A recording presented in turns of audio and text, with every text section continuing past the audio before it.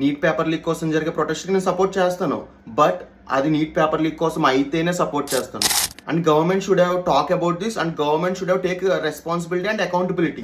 But నాకు అర్థం కానిది ఏంటంటే, ఇప్పుడు ఇది నీట్ కోసం ప్రొటెస్ట్ అయితే ఈ స్లోగన్స్ అండ్ ఈ యాంటీ నేషనల్ యాక్టివిటీస్ ఎందుకు జరుగుతున్నాయి అక్కడ? వాడెవడో వస్తాడు, ఫక్ ఇండియన్ ఆర్మీ అంటాడు, ఫక్ ఇండియన్ ఆర్మీ మాకి షూట్ తుమారి. ఇంకొక అమ్మాయి ఎవరో వస్తుంది, రామ్ మందిర్ టాపిక్ తీసుకొస్తుంది, Ram Mandir whatever the fuck is made, but వాడెవడో సినిమా యాక్టర్ వస్తాడు, వచ్చి జై శ్రీరామ్ అన్న అంటాడు,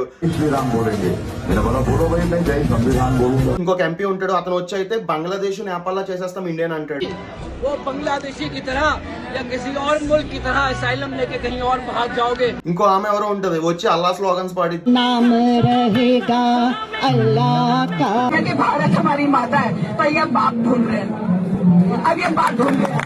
ये सवाल करें कि क्या 370 पाकिस्तान के कॉन्स्टिट्यूशन ने दिया था या हिंदुस्तान के? ఇది అన్ని పాడితే అసలు రిలీజన్ థింగ్ ఎందుకు వచ్చింది మధ్యలోకి? నాకు అర్థం కాదు ఏంటంటే అసలు ఇవన్నీ ఏంటి? ఇఫ్ నీట్ కోసమే ప్రొటెస్ట్ జరుగుతుంటే నీట్ కోసం మాట్లాడాలి, స్టూడెంట్స్ కోసం మాట్లాడాలి, ఎడ్యుకేషన్ కోసం మాట్లాడాలి. అవన్నీ వదిలేసి ఒక రిలీజన్ కోసం నువ్వెలా మాట్లాడతావు? నీ ఇష్యూ గవర్నమెంట్తో అయితే గవర్నమెంట్ ని క్వశ్చన్ చేయి, ఆ గవర్నమెంట్ లోపల ఉన్న పాలిటీషియన్స్ ని క్వశ్చన్ చేయి, అంతేగాని వేరే వాళ్ళ సెంటిమెంట్స్ ని దెబ్బతీసే హక్కు నీకు లేదు. సో అదే జరుగుతుంటే ఎవరు చూస్తూ ఊరుకోరు ఇండియాలో. ఇప్పుడు సడన్ గా రాహుల్ గాంధీ గారు వచ్చేసి ప్రొటెస్ట్ లో జాయిన్ అయిపోయారు, ఓకే జాయిన్ అయ్యారు, ఆయన సపోర్ట్ ఇస్తున్నారు, బాగానే ఉంది. బట్ పంజాబ్ లో, కేరళలో కూడా స్టూడెంట్స్ మీద అలాంటి ఇష్యూసే జరుగుతున్నాయి.